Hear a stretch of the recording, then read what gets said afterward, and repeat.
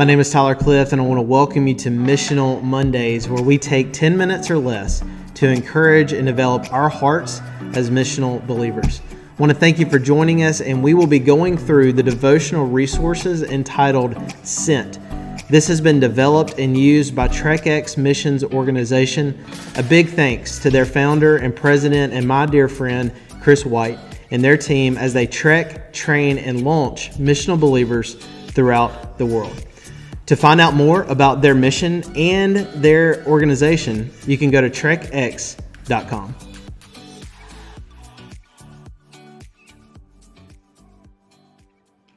As we continue to discuss how our mission begins and is fueled by worship, we are going to see that worship is more than a song.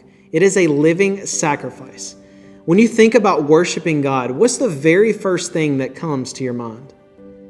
Like most people, you may picture a Sunday morning, a band on a stage singing, "How Great is Our God." While this is a way that we express worship, worship is not limited to singing songs on a Sunday morning. God invites us into a much deeper form of worship than this. In Romans 12, 1 and 2, Paul writes, "I appeal to you, therefore, brothers, by the mercies of God, to present your bodies as a living sacrifice, holy and acceptable to God, which is your spiritual worship. Do not be conformed to this world, but be transformed by the renewal of your mind, that by testing you may discern what is the will of God, what is good and acceptable and perfect." We worship God by offering our entire selves to Him. Coming before Him with open hands and open hearts, we surrender to Him. He wants all of us, our mind, our heart, body, will, desires, and our affections.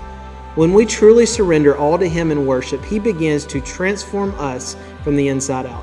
He renews our heart and our minds, enabling us to better hear His voice and to discern His truth.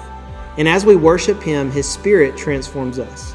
He calls us out onto mission in worship.